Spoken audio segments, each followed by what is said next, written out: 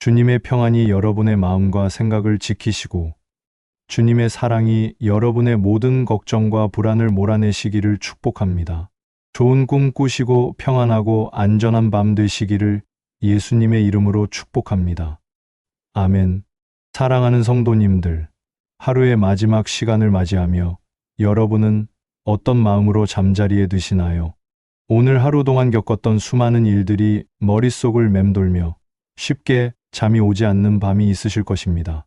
직장에서의 스트레스, 상사와의 갈등, 동료들과의 미묘한 경쟁 관계, 끝없이 쌓여가는 업무량에 대한 부담감이 어깨를 짓누르는 그런 밤 말입니다. 가족 간의 갈등도 마음을 무겁게 합니다. 자녀들과의 소통 부재, 배우자와의 의견 차이, 시댁이나 친정과의 복잡한 관계들이 마치 풀리지 않는 실타래처럼 얽혀 있어서 답답함을 느끼실 때가 있으실 것입니다. 건강에 대한 걱정도 우리를 잠 못 이루게 합니다.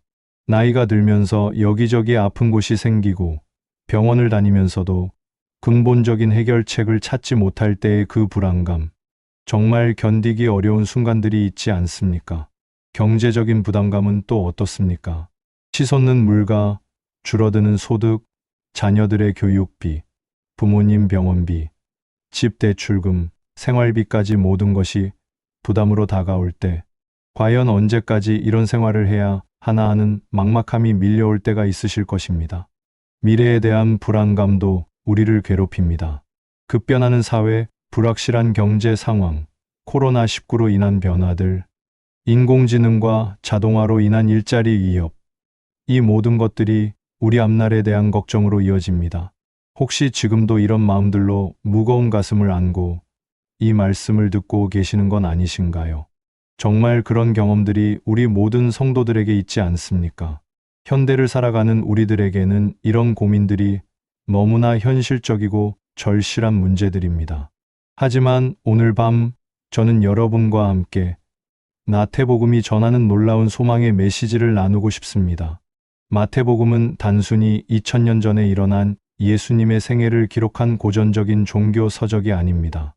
이 복음서는 바로 지금 이 순간 우리가 겪고 있는 모든 고민과 걱정, 두려움과 불안을 완전히 해결해 주시는 왕이신 예수 그리스도를 선포하고 있습니다.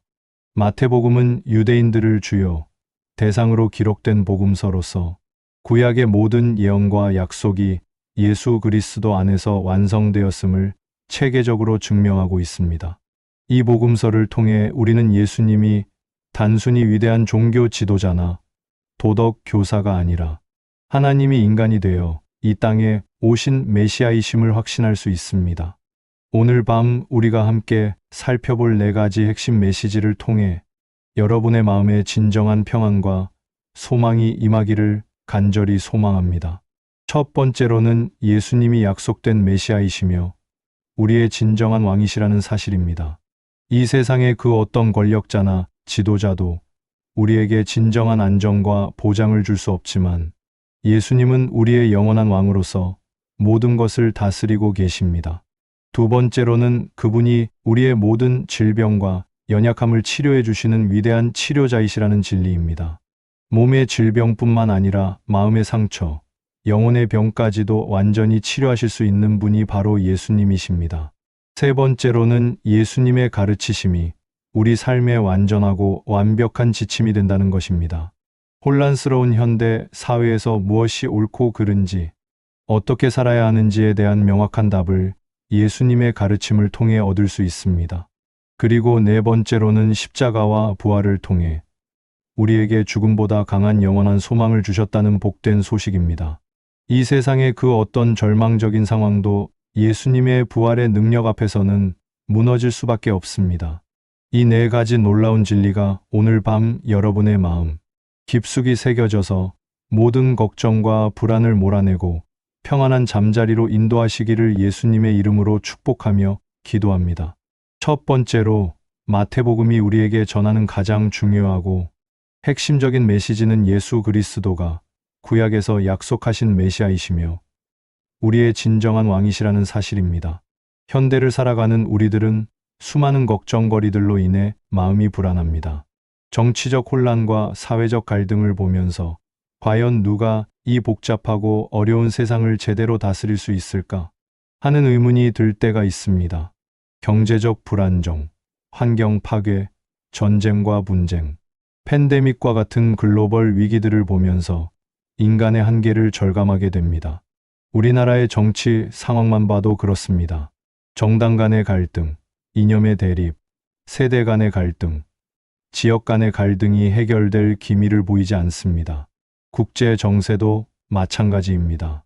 미중 패권 경쟁, 러시아 우크라이나 전쟁, 중동 분쟁, 북한 핵 문제 등 복잡하고 어려운 문제들이 산적해 있습니다. 이런 상황에서 과연 누가 진정한 평화와 안정을 가져다 줄 수 있을까요? 그런데 마태복음 1장 1절에서는 이렇게 놀라운 선포로 시작합니다. 아브라함과 다윗의 후손 예수 그리스도의 계보라. 이 짧은 한 구절 안에 엄청난 의미가 담겨 있습니다. 먼저 아브라함의 후손이라는 표현은 예수님이 하나님께서 아브라함에게 주신 축복의 약속을 성취하시는 분이라는 의미입니다. 창세기 12장 3절에서 하나님께서는 아브라함에게 땅의 모든 족속이 너로 말미암아 복을 얻을 것이라고 약속하셨습니다. 이 약속이 바로 예수 그리스도를 통해 이루어졌습니다. 예수님을 통해 온 세계 모든 민족이 하나님의 축복을 받게 된 것입니다. 다윗의 후손이라는 표현은 더욱 중요한 의미를 담고 있습니다. 다윗은 이스라엘 역사상 가장 위대한 왕이었습니다. 그는 단순히 군사적으로 강했던 왕이 아니라 하나님의 마음에 합한 왕이었습니다. 하나님께서는 사무엘하 7장 12절부터 16절까지에서 다윗에게 놀라운 약속을 하셨습니다. 내 수완이 차서 내 조상들과 함께 누울 때에 내가 내 몸에서 날 내 후손을 내 뒤에 세워 그의 나라를 견고하게 하리라. 그는 내 이름을 위하여 집을 건축할 것이요. 나는 그의 나라 왕위를 영원히 견고하게 하리라. 나는 그에게 아버지가 되고 그는 내게 아들이 되리니 그가 만일 죄를 범하면 내가 사람의 막대기와 인생의 채찍으로 징계하려니와 내가 내 앞에서 물러나게 한 사울에게서 내 은혜를 빼앗은 것처럼 그에게서 빼앗지는 아니하리라. 내 집과 내 나라가 내 앞에서 영원히 보존되고 내 왕위가 영원히 견고하리라. 이 약속에서 핵심은 영원이라는 단어입니다. 다윗의 후손 중에서 영원한 왕이 나올 것이라는 약속입니다. 다윗의 직계 후손들인 솔로몬과 그 후의 왕들은 모두 죽음으로 인해 왕위가 끝났습니다. 하지만 예수님은 죽음을 이기고 부활하셔서 영원한 왕이 되셨습니다. 마태복음은 예수님의 족보를 통해 바로 이 약속의 성취를 보여주고 있는 것입니다. 마태복음 1장 16절에서는 야곱은 마리아의 남편 요셉을 낳았으니 마리아에게서 그리스도라 칭하는 예수가 나시니라고 기록하고 있습니다. 여기서 그리스도라는 단어는 히브리어 메시아를 헬라어로 번역한 것으로 기름 부음 받은 자라는 의미입니다. 구약 시대에는 왕과 제사장과 선지자에게 기름을 부어 하나님께서 세우신 특별한 직분자임을 나타냈습니다. 예수님은 이 세 직분을 모두 완성하신 궁극적인 메시아이십니다. 또한 마태복음 2장에서는 동방박사들이 유대인의 왕으로 나신 이가 어디 계시냐고 물으며 예수님께 경배하러 온 장면이 기록되어 있습니다. 이 동방박사들은 아마도 바벨론이나 페르시아 지역의 학자들이었을 것으로 추정됩니다. 그들이 별을 보고 유대인의 왕이 나셨다는 것을 알고 머나먼 길을 떠나왔다는 것은 정말 놀라운 일입니다. 이것은 예수님의 탄생이 단순히 유대 민족만을 위한 사건이 아니라 온 세계를 위한 사건이었음을 보여줍니다. 동방박사들이 가져온 선물들도 의미가 깊습니다. 황금은 왕이신 예수님께 드리는 선물이고 유향은 제사장이신 예수님께 드리는 선물이며 몰약은 죽으실 예수님께 드리는 선물이었습니다. 헤롯 왕이 자신의 왕위를 빼앗길까봐 두려워하며 베들레헴 지역의 2살 아래 사내 아이들을 모두 죽이라고 명령한 것은 예수님의 왕되심이 얼마나 위협적이었는지를 보여줍니다.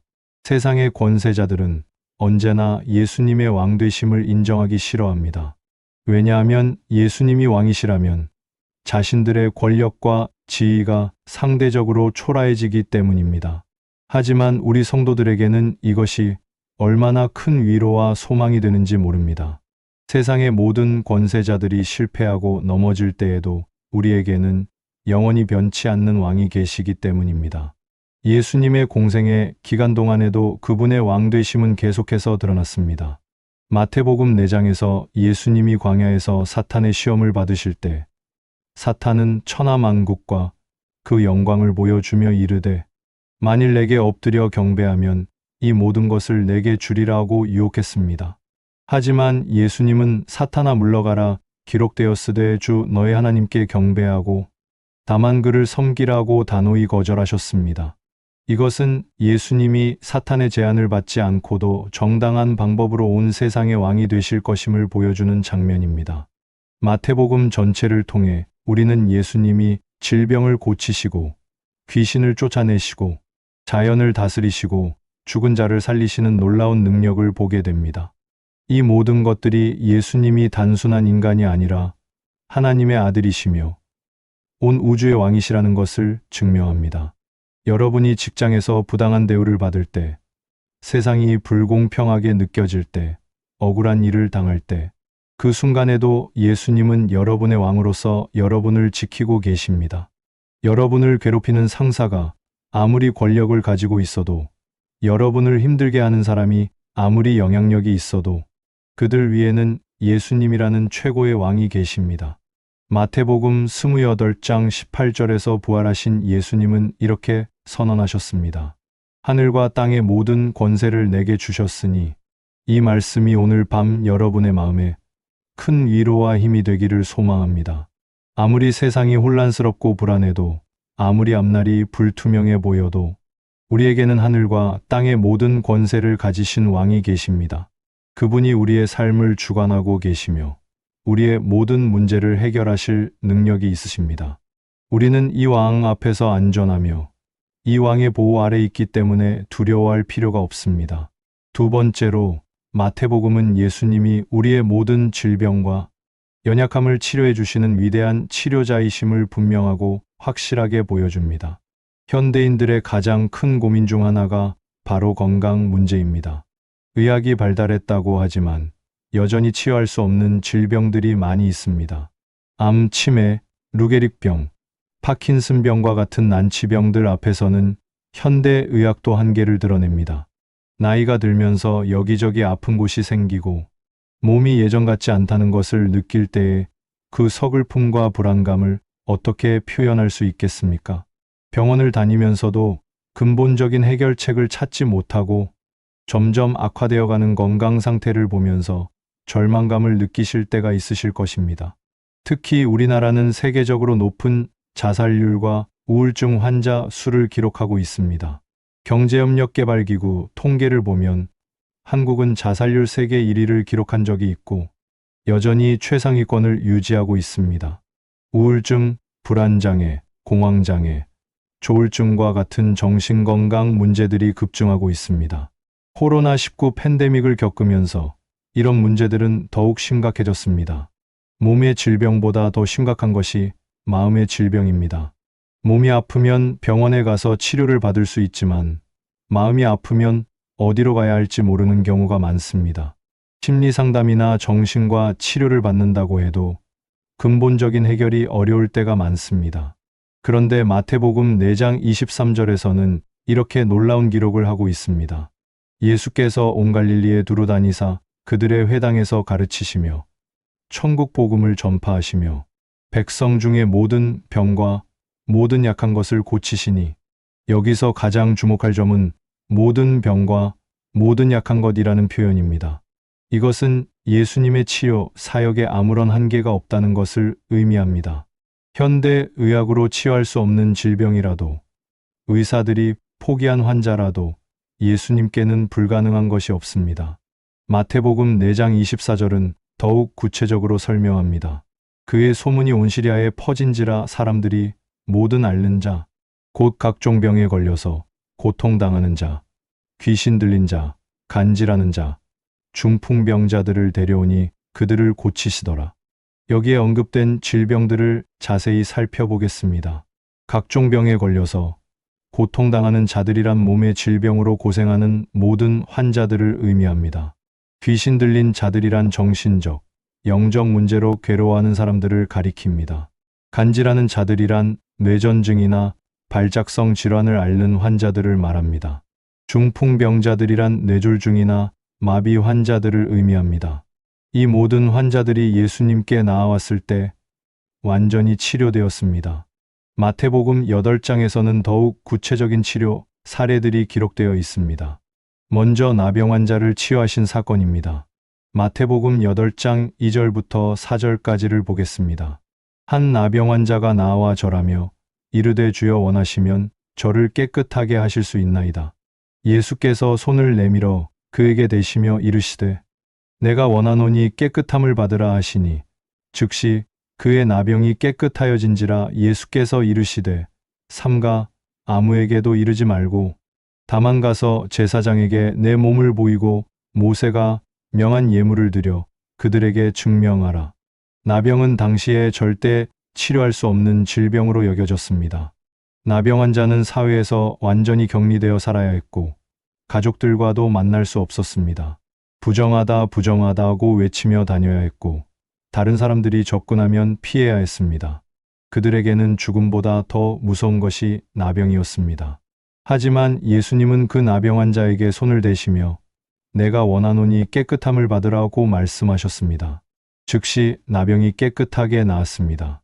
여기서 중요한 것은 예수님이 그 환자에게 손을 대셨다는 점입니다.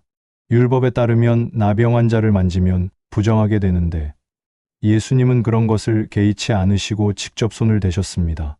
이것은 예수님의 사랑과 긍휼의 마음을 보여주는 장면입니다. 다음으로 백부장의 하인을 치유하신 사건입니다. 마태복음 8장 5절부터 13절까지를 보겠습니다.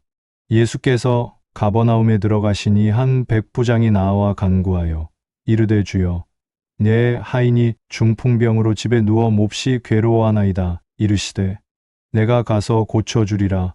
백부장이 대답하여 이르되 주여 내 집에 들어오심을 나는 감당하지 못하겠사오니 다만 말씀만 하옵소서. 그러면 내 하인이 나으리이다.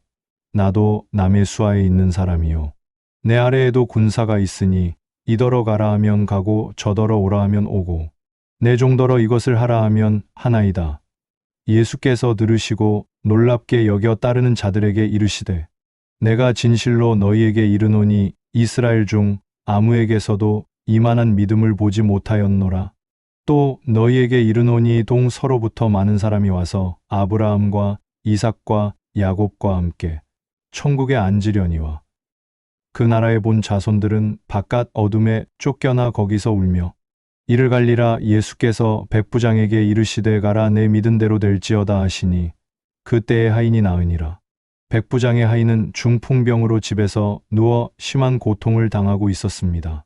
중풍병은 오늘날의 뇌졸중이나 반신불수와 같은 질병으로 추정됩니다.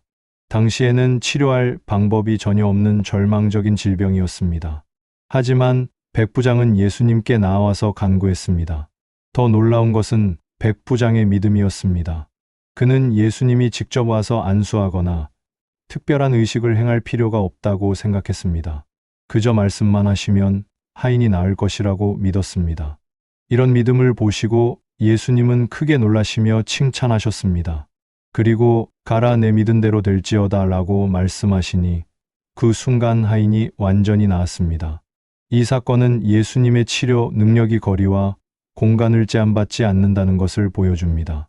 예수님이 직접 환자를 만나지 않아도 멀리 떨어진 곳에 있어도 말씀만으로 완전한 치료가 가능하다는 것입니다. 또한 베드로의 장모를 치료하신 사건도 기록되어 있습니다. 마태복음 8장 14절부터 15절을 보겠습니다. 예수께서 베드로의 집에 들어가사 베드로의 장모가 열병으로 앓아 누운 것을 보시고 그의 손을 만지시니 열병이 떠나가고 여인이 일어나서 예수께 수종드니라. 열병은 당시에 흔한 질병이었지만 때로는 생명을 위협하는 심각한 병이었습니다. 베드로의 장모는 열병으로 인해 침대에서 일어날 수도 없는 상태였습니다. 하지만 예수님이 그의 손을 만지시자 즉시 열병이 떠나갔고 곧바로 일어나서 예수님께 수종들 정도로 완전히 회복되었습니다. 마태복음 8장 16절에서는 이날 저녁에 놀라운 광경을 기록하고 있습니다. 저물매 사람들이 귀신 들린 자를 많이 데리고 예수께 오거늘 예수께서 말씀으로 귀신들을 쫓아내시고 병든 자를 다 고치시니, 여기서 병든 자를 다 고치시니라는 표현에 주목해야 합니다. 예수님께 나온 모든 환자들이 예외 없이 완전히 치료되었다는 것입니다. 일부만 치료되거나 부분적으로 개선된 것이 아니라 모든 사람이 완전히 치료되었습니다. 마태복음 8장 17절에서는 이사야의 예언을 인용하며 이렇게 설명합니다.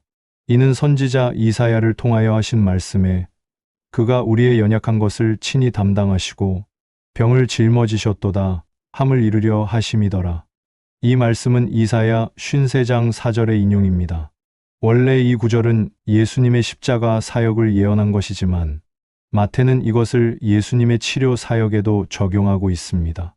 이것은 예수님의 치료 사역이 단순한 개인적 선행이나 자비가 아니라 하나님의 구원 계획의 일부라는 것을 보여줍니다. 예수님은 우리의 연약함을 친히 담당하시고 우리의 병을 짊어지셨습니다. 이 말씀은 예수님의 치료 사역이 과거의 일회성 사건이 아니라 지금도 계속되고 있음을 보여줍니다. 마태복음 9장에서는 더욱 놀라운 치료 사건들이 기록되어 있습니다. 중풍병자를 치료하시면서 죄 사함까지 선언하신 사건, 혈루증을 앓던 여인을 치료하신 사건, 회당장의 죽은 딸을 살리신 사건, 두 맹인을 치료하신 사건, 말 못하는 귀신 들린 자를 치료하신 사건 등이 연속으로 기록되어 있습니다. 특히 혈루증을 앓던 여인의 치료 사건은 우리에게 큰 교훈을 줍니다. 마태복음 9장 20절부터 22절을 보겠습니다. 12해 동안이나 혈루증으로 앓는 여자가 예수의 뒤로 와서 그 겉옷가를 만지니 이는 제 마음에 그 겉옷만 만져도 구원을 받겠다 함이라. 예수께서 돌이켜 그를 보시며 이르시되 딸아 안심하라, 내 믿음이 너를 구원하였다 하시니 여자가 그 즉시 구원을 받으니라.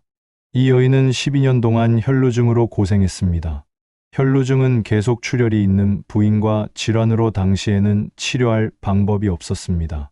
더욱 힘든 것은 이 질병 때문에 종교적으로 부정한 상태로 여겨져서 사람들과의 교제가 제한되었다는 것입니다.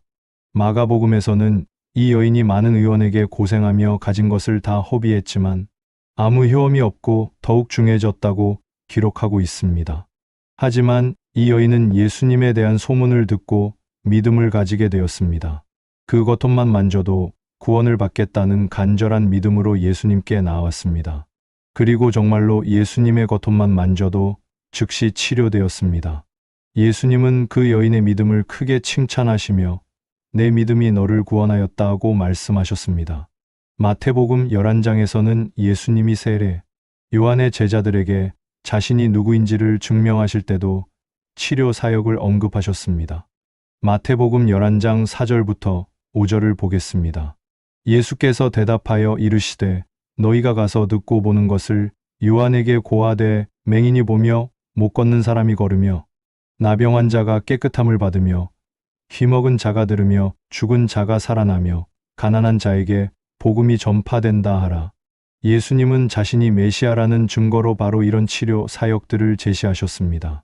이것은 예수님의 치료 사역이 단순한 개인적 선행이 아니라 하나님의 구원 역사의 핵심적인 부분이라는 것을 보여줍니다.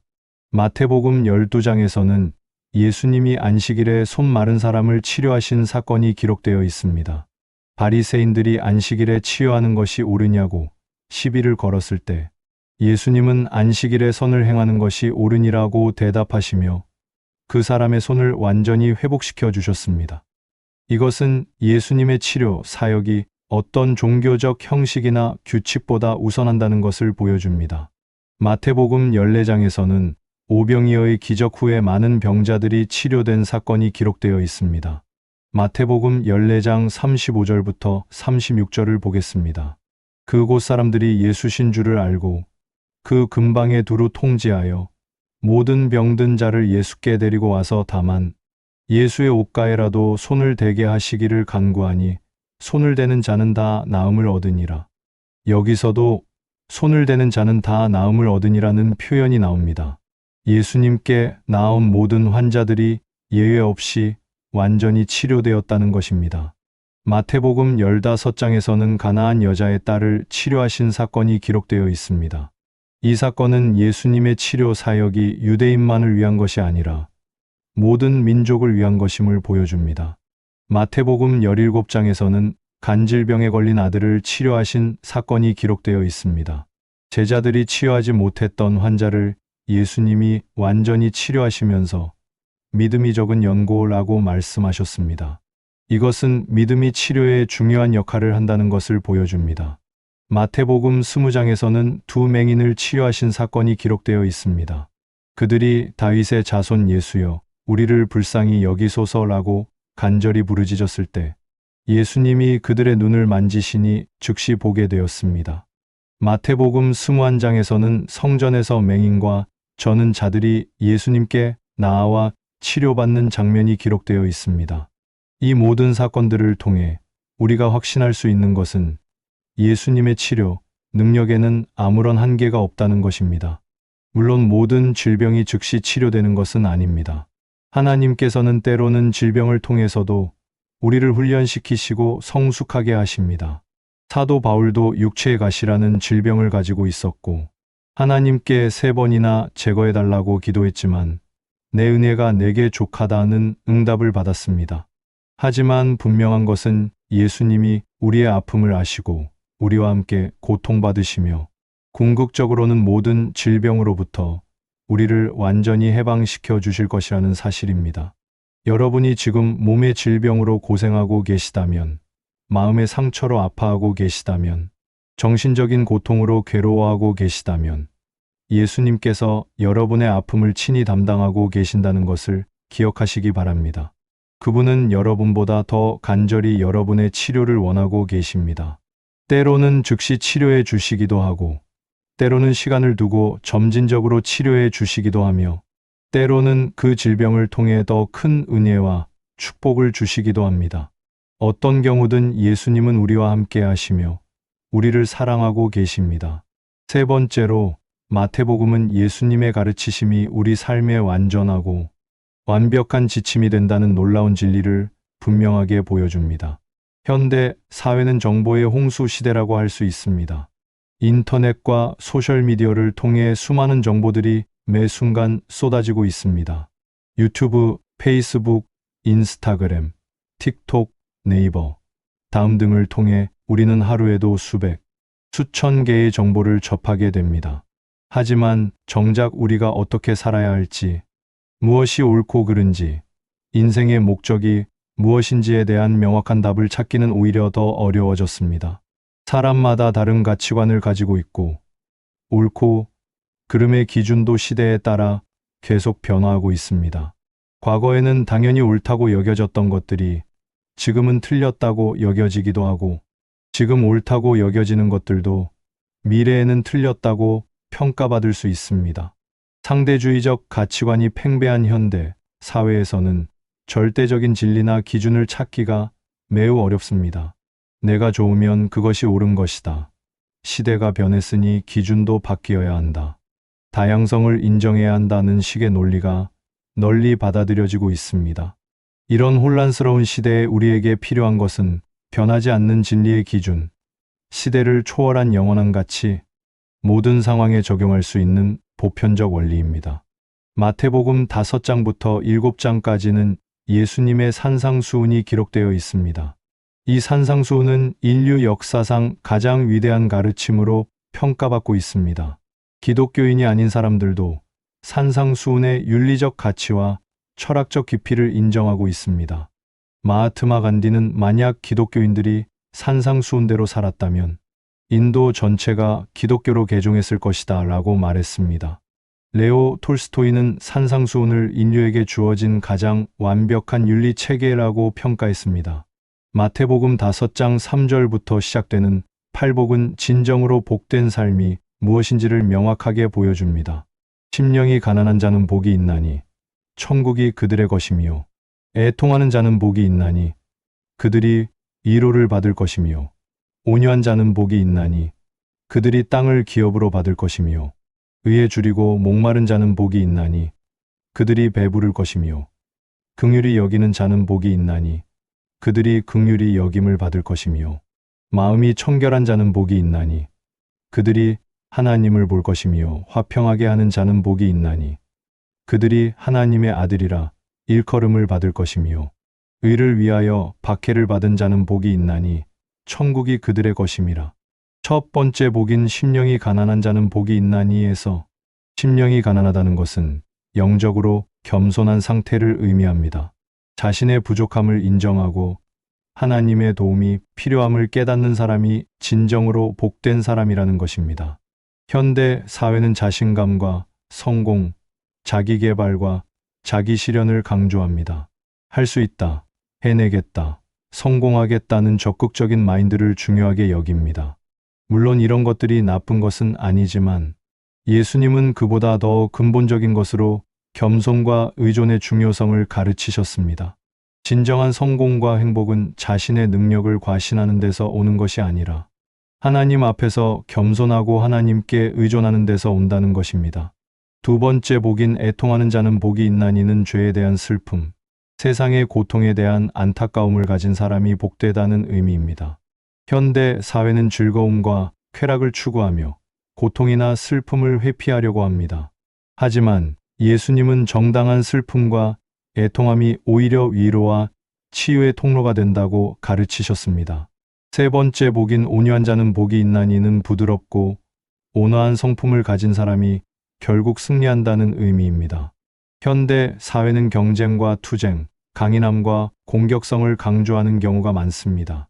하지만 예수님은 온유함이야말로 진정한 힘이며 최종적인 승리를 가져다 준다고 가르치셨습니다. 네 번째 복인 이에 줄이고 목마른 자는 복이 있나니는 정의와 공의를 간절히 추구하는 사람이 복되다는 의미입니다. 현대 사회에는 불의와 부정이 만연해 있습니다.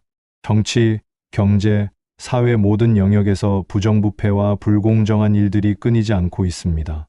이런 상황에서 정의를 추구하는 것은 때로는 손해를 감수해야 하는 일이기도 합니다.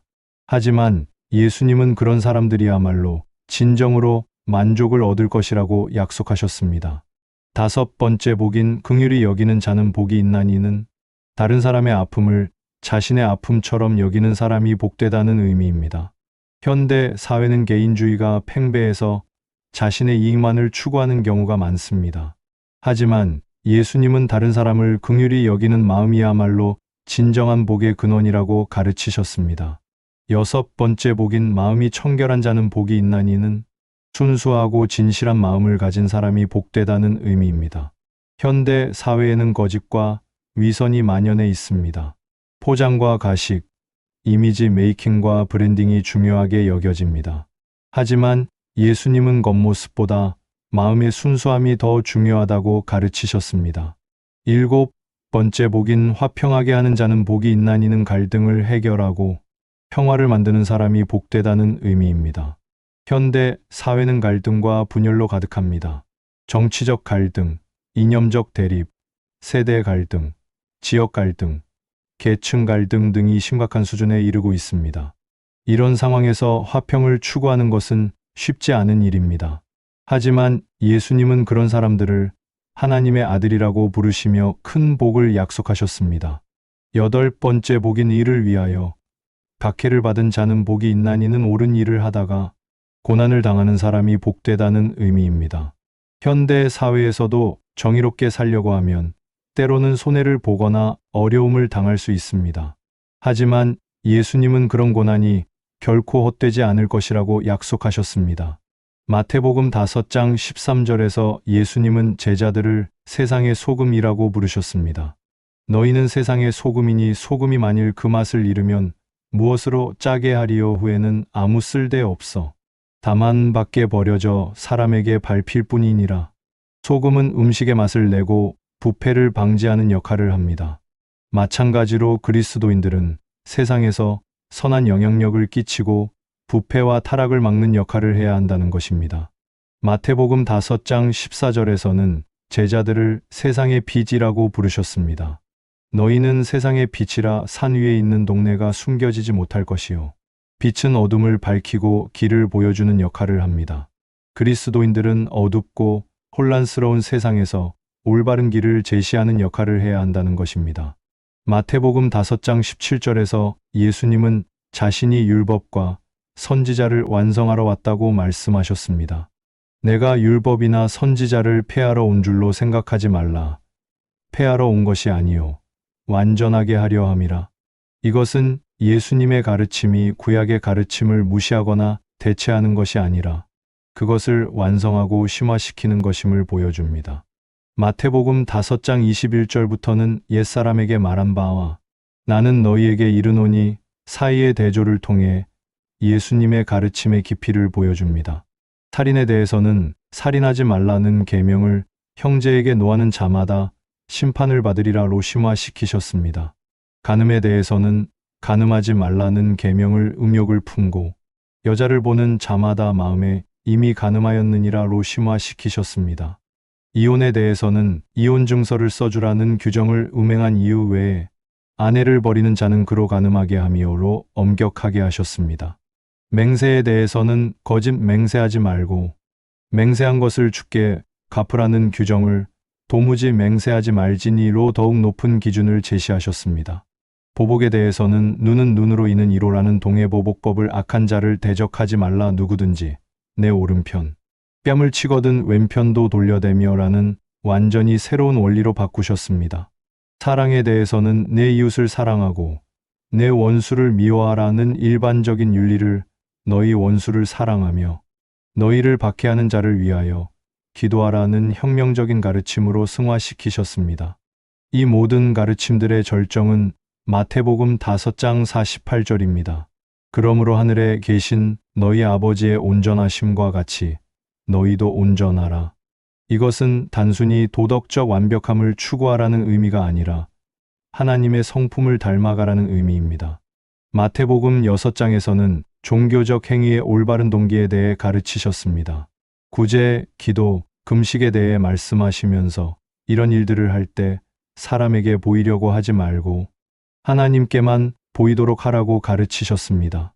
마태복음 6장 9절부터 13절까지는 주기도문으로 유명한 기도의 모범을 제시하셨습니다. 그러므로 너희는 이렇게 기도하라. 하늘에 계신 우리 아버지여, 이름이 거룩히 여김을 받으시오며 나라가 임하시오며 뜻이 하늘에서 이루어진 것 같이 땅에서도 이루어지이다.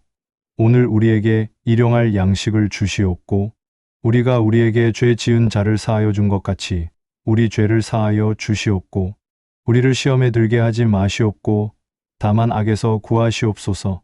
이 기도는 하나님 중심적 관점 하나님의 이름, 나라, 뜻으로 시작해서 인간의 필요일용할 양식, 죄사함, 보호로 이어지는 완벽한 구조를 가지고 있습니다.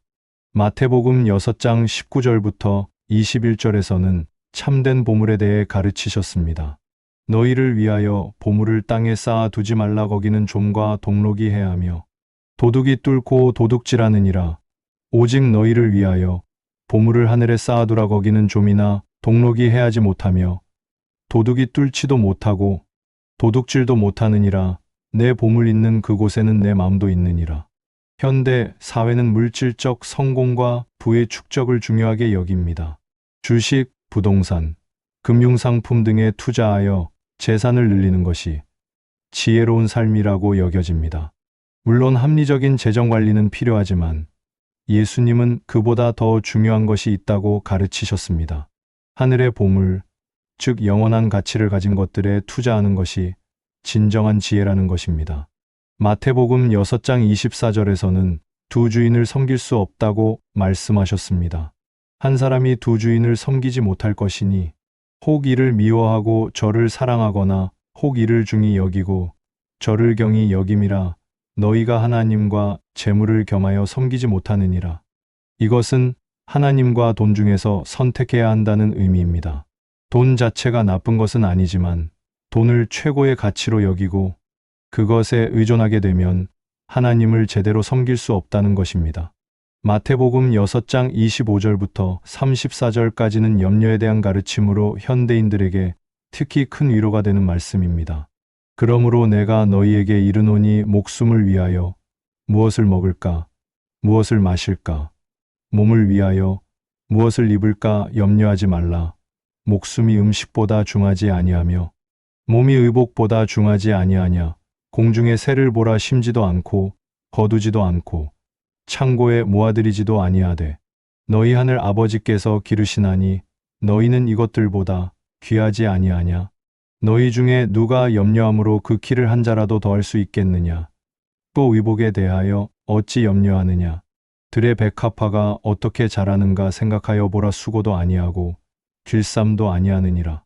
그러나 내가 너희에게 말하노니 솔로몬의 모든 영광으로도 입은 것이 이 꽃 하나만 갖지 못하였느니라. 오늘 있다가 내일 아궁이에 던져지는 들풀도 하나님이 이렇게 입히시거든 하물며 너희일까 보냐. 믿음이 작은 자들아, 그러므로 염려하여 이르기를 무엇을 먹을까, 무엇을 마실까, 무엇을 입을까 하지 말라. 이는 다 이방인들이 구하는 것이라. 너희 하늘 아버지께서 이 모든 것이 너희에게 있어야 할 줄을 아시느니라. 그런즉 너희는 먼저 그의 나라와 그의 의를 구하라. 그리하면 이 모든 것을 너희에게 더하시리라. 그러므로 내일 일을 위하여 염려하지 말라. 한 날의 괴로움은 그 날로 족하니라. 이 말씀에서 핵심은 마태복음 6장 33절입니다. 그런즉 너희는 먼저 그의 나라와 그의 의를 구하라. 그리하면 이 모든 것을 너희에게 더하시리라. 이 말씀은 우리가 무엇을 가장 우선순위로 삼아야 하는지를 명확히 보여줍니다. 하나님의 나라와 하나님의 의를 먼저 구할 때 우리가 필요로 하는 모든 것들을 하나님께서 공급해 주신다는 약속입니다. 많은 사람들이 돈, 명예, 권력, 성공을 먼저 추구하며 살아갑니다. 그런 것들을 얻으면 행복하고 평안할 것이라고 생각합니다. 하지만 그런 것들을 얻은 사람들도 여전히 불안하고 공허함을 느끼는 경우가 많습니다. 예수님의 가르침은 정반대입니다. 하나님을 먼저 구하는 사람에게 하나님께서 모든 필요를 채워주신다는 것입니다. 마태복음 7장에서는 판단에 대한 가르침으로 시작됩니다. 비판을 받지 아니하려거든 비판하지 말라. 너희가 비판하는 그 비판으로 너희가 비판을 받을 것이요 너희가 헤아리는 그 헤아림으로 너희가 헤아림을 받을 것이니라. 현대 사회는 비판과 비난이 넘쳐나는 사회입니다. 소셜미디어를 통해 수많은 사람들이 서로를 비판하고 정죄합니다. 정치인, 연예인, 공인들은 물론 일반인들까지도 작은 실수나 잘못에 대해 가혹한 비판을 받는 경우가 많습니다. 하지만 예수님은 남을 비판하기 전에 자신을 먼저 돌아보라고 가르치셨습니다. 마태복음 7장 3절부터 5절까지를 보겠습니다. 어찌하여 형제의 눈 속에 있는 티는 보고 내 눈 속에 있는 들보는 깨닫지 못하느냐. 보라, 내 눈 속에 들보가 있는데 어찌하여 형제에게 말하기를 나로 내 눈 속에 있는 티를 빼게 하라 하겠느냐. 외식하는 자여, 먼저 내 눈 속에서 들보를 빼어라. 그 후에야 밝히 보고 형제의 눈 속에서 티를 빼리라. 이 비유는 우리가 다른 사람의 작은 잘못은 잘 보면서 자신의 큰 잘못은 보지 못한다는 인간의 본성을 지적합니다. 마태복음 7장 7절부터 11절까지는 기도에 대한 가르침입니다. 구하라, 그리하면 너희에게 주실 것이요 찾으라, 그리하면 찾아낼 것이요 문을 두드리라, 그리하면 너희에게 열릴 것이니 구하는 이마다 받을 것이요 찾는 이는 찾아낼 것이요 두드리는 이에게는 열릴 것이니라. 너희 중에 누가 아들이 떡을 달라 하는데 돌을 주며 생선을 달라 하는데 뱀을 줄 사람이 있겠느냐. 너희가 악한 자라도 좋은 것으로 자식에게 줄 알거든 하물며 하늘에 계신 너희 아버지께서 구하는 자에게 좋은 것으로 주시지 않겠느냐. 이 말씀은 하나님이 우리의 기도에 응답하신다는 확실한 약속입니다. 하나님은 인간 부모보다 훨씬 더 좋으신 분이므로 우리에게 좋은 것들을 주실 것이라는 보장입니다. 마태복음 7장 12절에는 황금률이라고 불리는 유명한 가르침이 있습니다. 그러므로 무엇이든지 남에게 대접을 받고자 하는 대로 너희도 남을 대접하라. 이것이 율법이요 선지자니라. 이 간단한 원리 하나만 제대로 실천해도 우리의 인간관계는 완전히 달라질 것입니다. 직장에서의 갈등, 가족 간의 불화, 이웃과의 문제들이 대부분 이 원리를 지키지 않아서 생기는 것들입니다. 내가 존중받고 싶으면 남을 존중하고, 내가 이해받고 싶으면 남을 이해하고, 내가 도움받고 싶으면 남을 도우면 됩니다. 마태복음 7장 13절부터 14절까지는 좁은 문과 넓은 문에 대한 가르침입니다. 좁은 문으로 들어가라. 멸망으로 인도하는 문은 크고 그 길이 넓어 그리로 들어가는 자가 많고, 생명으로 인도하는 문은 좁고 그 길이 협착하여 찾는 자가 적음이라.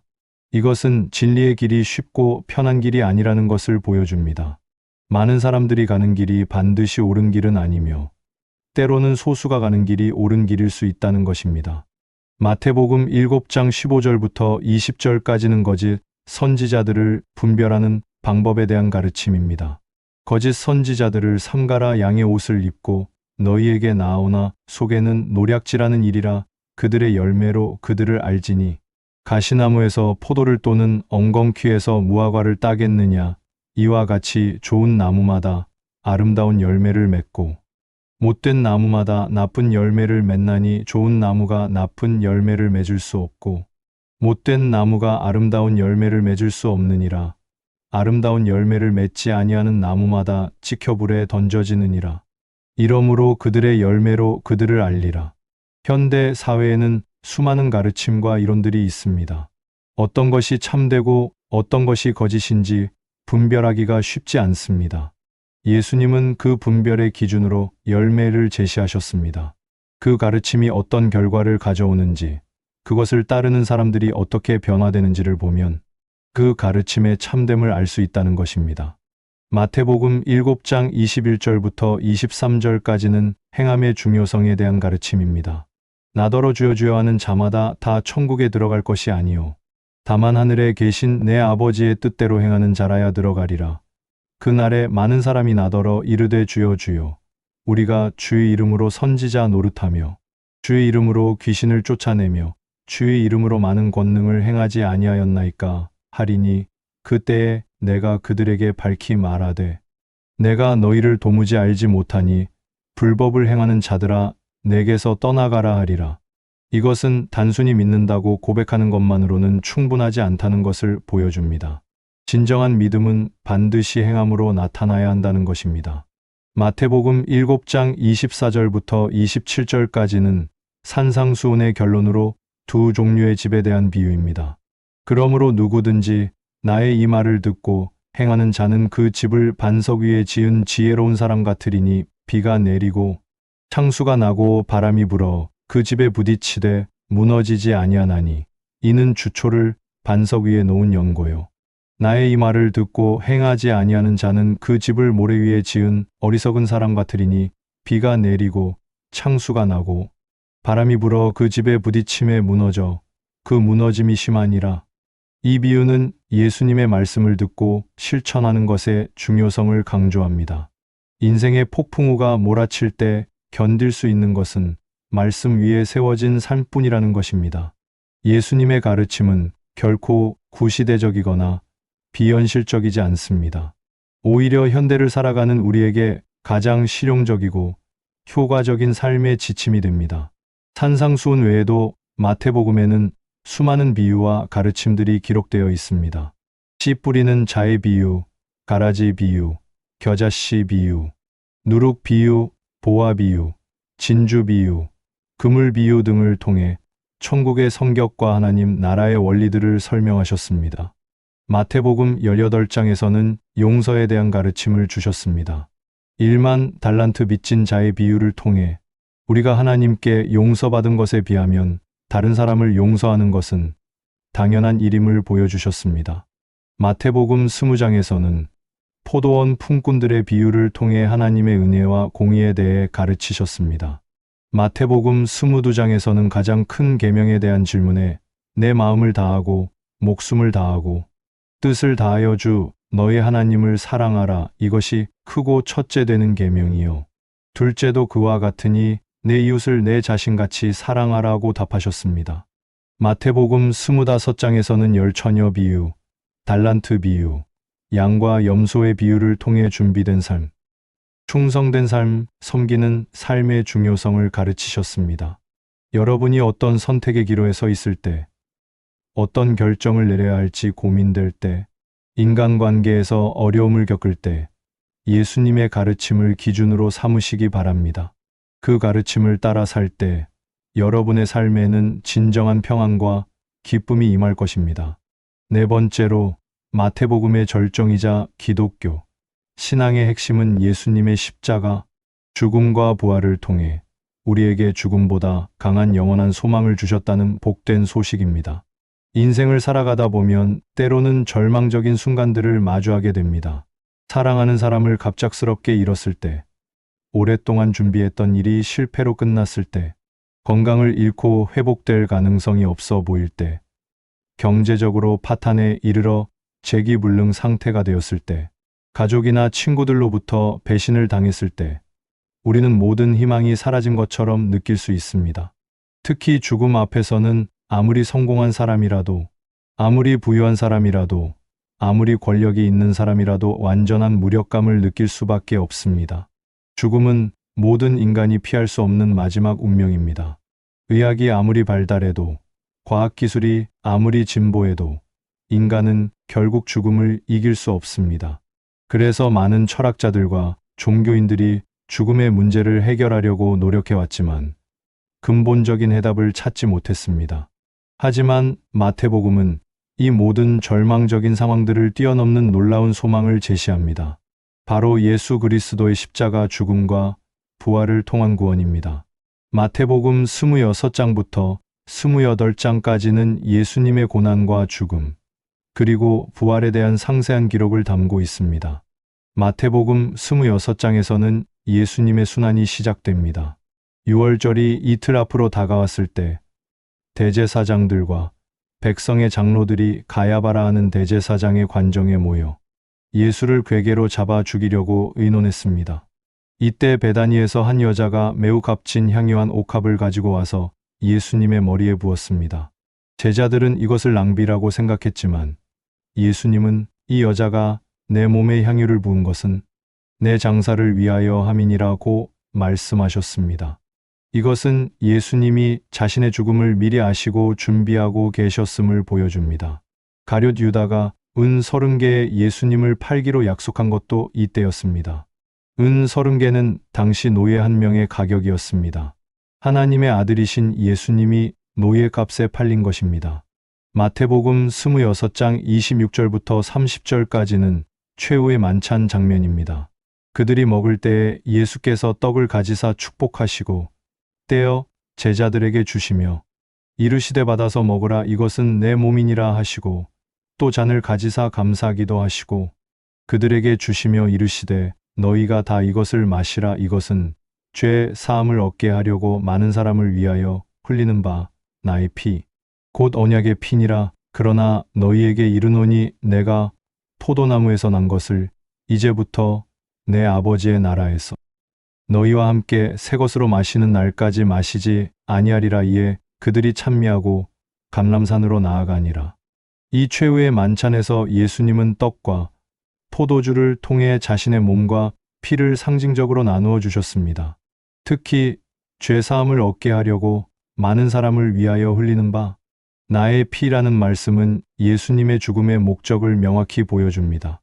예수님은 우리의 죄를 대신 지시고 죽으셔서 우리에게 죄 사함을 주시려는 것이었습니다. 겟세마네 동산에서의 기도는 예수님의 인간적 고뇌를 보여줍니다. 마태복음 26장 39절에서 예수님은 내 아버지여 만일 할 만하시거든 이 잔을 내게서 지나가게 하옵소서. 그러나 나의 원대로 마시옵고 아버지의 원대로 하옵소서라고 기도하셨습니다. 이것은 예수님도 십자가의 고통을 두려워하셨지만 하나님의 뜻에 순종하기로 결심하셨음을 보여줍니다. 3번씩이나 같은 기도를 반복하신 것은 그 고뇌가 얼마나 깊었는지를 알 수 있게 합니다. 예수님이 체포되실 때 제자들은 모두 도망갔습니다. 베드로는 멀리서 따라가다가 대제사장의 집들에서 3번이나 예수님을 모른다고 부인했습니다. 가장 용감하다고 자부했던 베드로조차 예수님을 버린 것입니다. 마태복음 27장에서는 예수님의 재판과 십자가, 처형이 상세히 기록되어 있습니다. 빌라도 총독 앞에서의 재판에서 빌라도는 예수님에게서 아무 죄를 찾지 못했습니다. 오히려 유대인들의 시기 때문에 예수님을 넘겨준 것임을 알고 있었습니다. 빌라도의 아내도 꿈에 예수님에 관한 계시를 받고 남편에게 저 의인의 일에 상관하지 말라고 경고했습니다.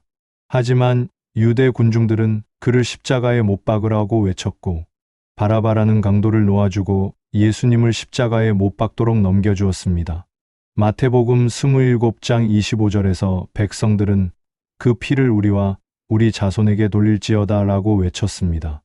이것은 그들이 예수님의 죽음에 대한 책임을 지겠다는 무서운 선언이었습니다.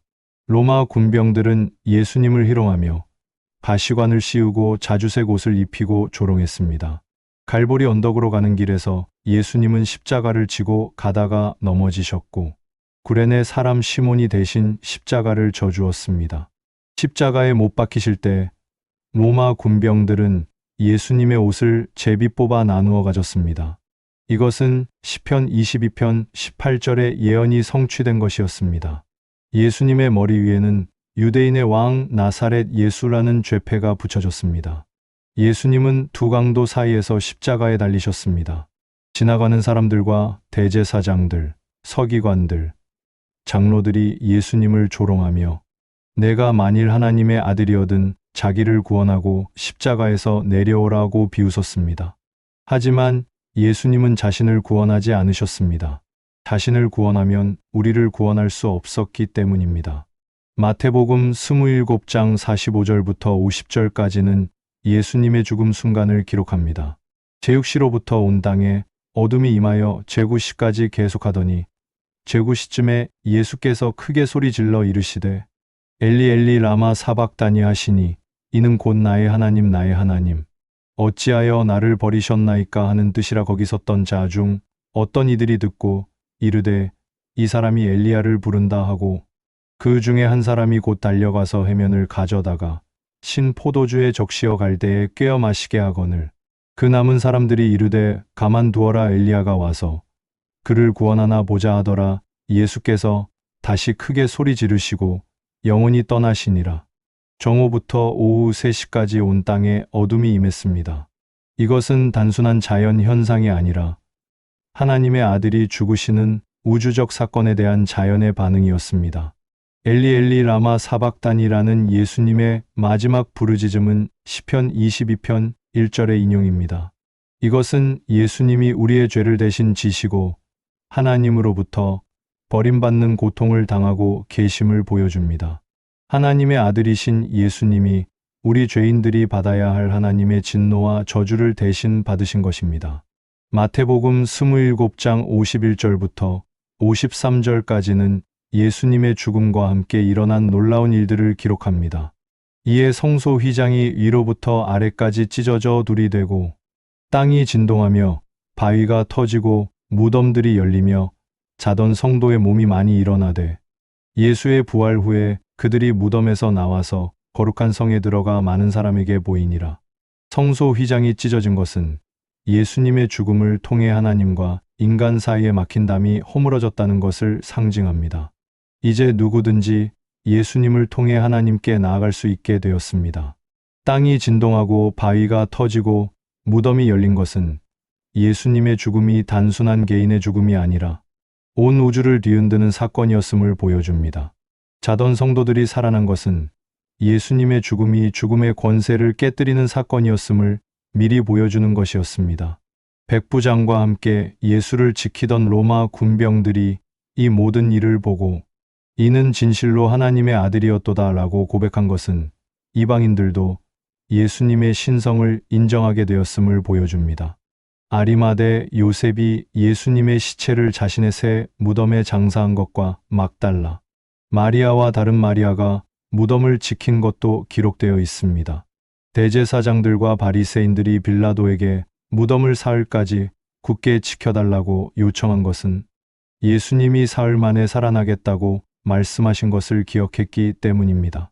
그들은 제자들이 와서 시체를 훔쳐가고 부활했다고 할까봐 걱정했습니다.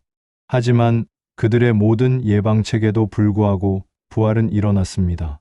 마태복음 28장은 인류 역사상 가장 중요한 사건인 예수님의 부활을 기록합니다. 안식일이 다하여가고 안식 후 첫날이 밝아올 때에 막달라 마리아와 다른 마리아가 무덤을 보러 왔더니 큰 지진이 나며 주의 천사가 하늘로부터 내려와 돌을 굴려내고 그 위에 앉았는데 그 형상이 번개 같고 그 옷이 눈같이 희건을 지키던 자들이 그를 무서워하여 죽은 자같이 되었더라. 부활의 첫 증인들이 여자들이었다는 것은 당시 사회에서는 매우 의외의 일이었습니다.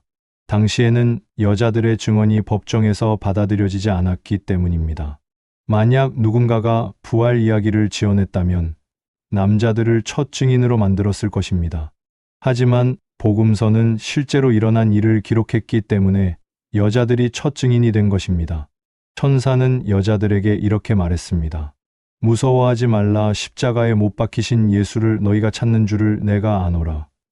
그가 여기 계시지 않고 그가 말씀하시던 대로 살아나셨느니라. 와서 그가 누우셨던 곳을 보고 빨리 가서 그의 제자들에게 이르되 그가 죽은 자 가운데서 살아나셨고 너희보다 먼저 갈릴리로 가시나니 거기서 너희가 배우리라 하라. 보라, 내가 너희에게 일렀느니라. 그가 여기 계시지 않고 그가 말씀하시던 대로 살아나셨느니라. 이 천사의 선언은 인류 역사상 가장 중요한 선언 중 하나입니다. 예수님이 자신이 예언하신 대로 정확히 사흘 만에 부활하셨다는 것입니다. 예수님의 부활은 죽음이 더 이상 인간의 마지막이 아니라는 것을 증명했습니다. 죽음의 권세가 완전히 깨어진 것입니다. 여자들이 제자들에게 이 소식을 전하러 가는 길에 예수님이 직접 나타나셨습니다. 예수께서 그들을 만나 이르시되 평안하라 하시거늘 여자들이 나아가 그 발을 붙잡고 경배하니 이에 예수께서 이르시되 무서워하지 말라. 가서 내 형제들에게 갈릴리로 가라 하라. 거기서 나를 보리라 하시니라. 부활하신 예수님의 첫 말씀이 평안하라였다는 것은 의미가 깊습니다. 부활은 우리에게 참된 평안을 가져다주는 사건이기 때문입니다. 여자들이 예수님의 발을 붙잡고 경배한 것은 부활하신 예수님이 환상이나 영적 존재가 아니라 실제 몸을 가진 실제임을 보여줍니다. 한편 무덤을 지키던 로마 군병들은 대제사장들에게 가서 모든 일을 알렸습니다. 대제사장들은 군병들에게 많은 돈을 주고 그의 제자들이 밤에 와서 우리가 잘 때에 그를 훔쳐갔다 하라고 거짓말을 하도록 시켰습니다. 이것은 부활의 사실을 부인하려는 첫 번째 시도였습니다. 하지만 이 거짓말은 논리적으로 맞지 않습니다. 만약 군병들이 잠들어 있었다면 어떻게 제자들이 시체를 훔쳐간 것을 알 수 있겠습니까? 또한 로마 군병이 파수 중에 잠든다는 것은 사형에 해당하는 중죄였습니다. 그럼에도 불구하고 이 거짓말이 유대인들 사이에 널리 퍼졌다는 것은 부활의 사실이 그들에게 얼마나 충격적이었는지를 보여줍니다. 마태복음 28장 16절부터 20절까지는 부활하신 예수님이 제자들에게 나타나시고 대위임령을 주시는 장면입니다. 11 제자가 갈릴리에 가서 예수께서 지시하신 산에 이르러 예수를 보고 경배하나 의심하는 자도 있더라. 예수께서 나와 말씀하여 이르시되 하늘과 땅의 모든 권세를 내게 주셨으니 그러므로 너희는 가서 모든 민족을 제자로 삼아 아버지와 아들과 성령의 이름으로 세례를 베풀고 내가 너희에게 분부한 모든 것을 가르쳐 지키게 하라. 볼지어다 내가 세상 끝날까지 너희와 항상 함께 있으리라. 여기서 의심하는 자도 있더라는 표현은 마태가 정직하게 기록했음을 보여줍니다. 만약 부활 이야기가 조작된 것이라면 이런 부정적인 내용을 포함시키지 않았을 것입니다. 하지만 실제로는 일부 제자들이 처음에는 의심했다가 나중에 확신하게 되었던 것입니다. 하늘과 땅의 모든 권세를 내게 주셨으니라는 예수님의 선언은 부활을 통해 예수님이 온 우주의 주권자가 되셨음을 보여줍니다. 십자가에서는 무력해 보였던 예수님이 이제는 모든 권세를 가지신 왕이 되신 것입니다. 모든 민족을 제자로 삼아라는 명령은 복음이 유대인만을 위한 것이 아니라 온 세계 모든 민족을 위한 것임을 보여줍니다. 아버지와 아들과 성령의 이름으로 세례를 베풀고라는 말씀은 삼위일체 하나님의 이름으로 세례를 베풀라는 명령입니다. 이것은 예수님이 하나님과 동등한 분이심을 분명히 보여줍니다. 내가 너희에게 분부한 모든 것을 가르쳐 지키게 하라는 명령은 예수님의 가르침을 전수하고 실천하게 하라는 의미입니다. 복음은 단순히 믿기만 하는 것이 아니라 예수님의 가르침대로 살아가는 것을 포함합니다. 그리고 이 모든 명령의 근거이자 위로가 되는 것이 마지막 약속입니다. 내가 세상 끝날까지 너희와 항상 함께 있으리라. 이 약속은 부활하신 예수님이 지금도 우리와 함께 하고 계신다는 확신을 줍니다. 우리가 어떤 어려움을 당하든, 어떤 시험을 만나든, 어떤 절망적인 상황에 처하든, 부활하신 예수님은 우리를 혼자 두지 않으십니다. 그분이 함께 하시기 때문에 우리는 어떤 상황에서도 두려워할 필요가 없습니다. 예수님의 부활은 단순히 과거에 일어난 역사적 사건이 아닙니다. 그것은 지금도 우리의 삶에 실제적인 영향을 미치는 현재적 사건입니다. 부활을 믿는 사람들에게는 죽음에 대한 두려움이 사라집니다.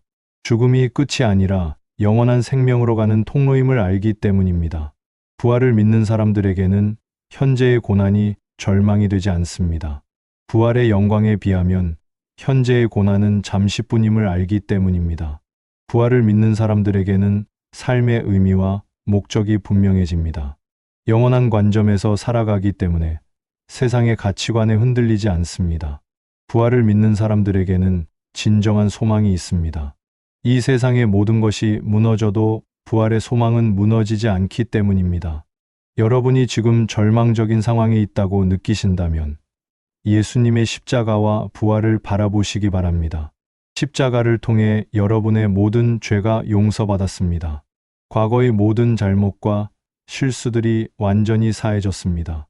하나님과의 관계가 회복되었습니다. 부활을 통해 여러분에게 영원한 생명이 보장되었습니다. 죽음도 두려워할 필요가 없습니다. 부활하신 주님이 항상 함께하고 계십니다. 어떤 시련도 이길 수 있는 능력이 주어졌습니다. 이것이 어떤 절망보다도 큰 희망이 아니겠습니까?